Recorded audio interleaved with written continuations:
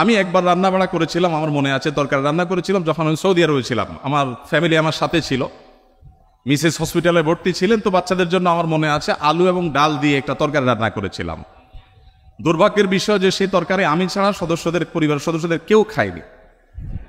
বহুত ফজিলত বর্ণনা করলাম, বহুত বোঝানোর চেষ্টা করলাম, বাচ্চারা কেউ সেটা ছুঁয়েও দেখেনি, তারা জাস্ট উপহাস করে ছেড়ে দিয়েছে।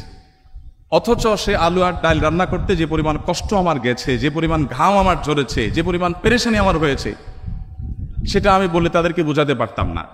তো আমরা যারা কথায় কথায় খাবারের দোষ ধরি, আমাদের নবী সাল্লাল্লাহু আলাইহি ওয়াসাল্লামের এই সুন্নাত থেকে শিক্ষা নেওয়া উচিত যে মা বোনদের, আমাদের স্ত্রীদের, মহিলাদের খাবার যদি কখনো পছন্দ হয় আমরা খেলাম, আর অপছন্দ না হলে আমি খেতে চাচ্ছি না অপারগতা প্রকাশ করলাম, আমরা দোষ ধরবো না। খাবারের দোষ ধরেন নাই জীবনে কখনো? এরকম মানুষ এখানে আছেন?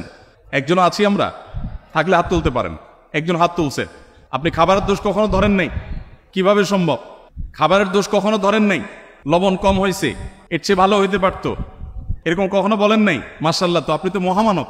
দেখুন, এক এলাকায় একজন হুজুর ছিলেন, এলাকার প্রায় সব বাসায় হুজুরের দাওয়াত খাওয়া শেষ, কোনো মহিলা রান্না করে ওই হুজুরকে খাবার খাইয়ে কখনো শান্তিতে থাকতে পারত না। প্রত্যেকটা দাওয়াতের পর ওই হুজুর একটা না একটা দোষ বাইর করতেন। হয় এখানে লবণ একটু কম হয়েছে, না হলে ওখানে হলুদটা একটু কম হয়েছে, কালারটা একটু ত্রুটি আছে, কোনো না কোনো দোষ তিনি ধরতেন। সেই এলাকায় একজন শিক্ষিত পুত্রবধূ এলেন বাহির থেকে। আসার পর তিনি এই হুজুর সম্পর্কে যখন ধারণা পেলেন যে একজন হুজুর আছেন, এই হুজুরের কেউ খাইয়ে সন্তুষ্ট করতে পারেন না, উনি একটা না একটা দোষ ধরেন, যদিও হুজুর মানুষ দোষ ধরার কথা না, নবী সাল্লাল্লাহু আলাইহি ওয়াসাল্লাম সুন্নাহর খেলাফ। যাই হোক, এটা কতটা বাস্তব ঘটনা তাও জানি না, বাকি গল্প হিসাবে শিক্ষণীয় সেই হিসাবে বলা। তো পরে ওই শিক্ষিত পুত্রবধূ তিনি হুজুরের সমস্ত দোষগুলোর তালিকা করলেন যে উনি কোন কোন দোষ ধরেন সাধারণত, সবগুলোকে নোট করে এমনভাবে একটা রান্না তিনি দিলেন যে এই রান্নাতে হুজুরের দোষ ধরার কোনো ফাঁক রাখলেন না, সব পারফেক্ট রাখলেন। এরপর হুজুরকে দাওয়াত দিয়ে খাওয়ালেন। খাওয়ার পরে এবার পুরুষদের দিকে দিয়ে জিজ্ঞাসা করলেন, এবার হুজুরকে জিজ্ঞাসা করো আজকের খাবার কেমন হয়েছে, কমেন্ট করতে বলো। এখন বেচারা হুজুর দেখলেন যে আসলে কোনো কমেন্ট করার জায়গা নাই, তো এবার বললেন যে আসলে এত ভালো না, এত ভালো না। তো যে ভদ্রলোক বলেছেন যে আপনি কোনো দোষ ধরেন নাই কখনো, আমি জানি না যে আপনি এই টাইপের কোনো দোষ ধরেছেন কিনা কখনো। যাই হোক, তো আমাদের নবী করিম সাল্লাল্লাহু আলাইহি ওয়াসাল্লাম সাধারণত কখনো খাবারের দোষ ধরতেন না, কারণ মেয়েরা কষ্ট করে রান্না বাড়া করেন।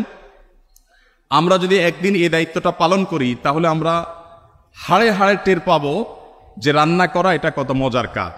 প্রিয় নবী সাল্লাল্লাহু আলাইহি ওয়াসাল্লামের লাইফস্টাইলের দিকে তাকালে আমরা দেখতে পাই যে তিনি যখন খাবার গ্রহণ করতেন তিনি কোনো খাদ্যের দোষ ধরতেন না। কোনো খাবার তার সামনে এলে পছন্দ হলে খেতেন, আর পছন্দ না হলে তিনি রেখে দিতেন, কখনো দোষ ধরতেন না। কানা নবী সাল্লাল্লাহু আলাইহি ওয়াসাল্লাম লা ইয়াইবু তাআমা কাত্তু, নবী সাল্লাল্লাহু আলাইহি ওয়াসাল্লাম কখনো কোনো খাবারের দোষ ধরতেন না। এই হাদিসের মধ্যে কত্তু একটা শব্দ এসেছে শামাইলে তিরমিজিতে, কত্তু মানে হলো কখনো, তার মানে তার জীবনে কখনো খাবারের দোষ ধরার ঘটনা ঘটেনি।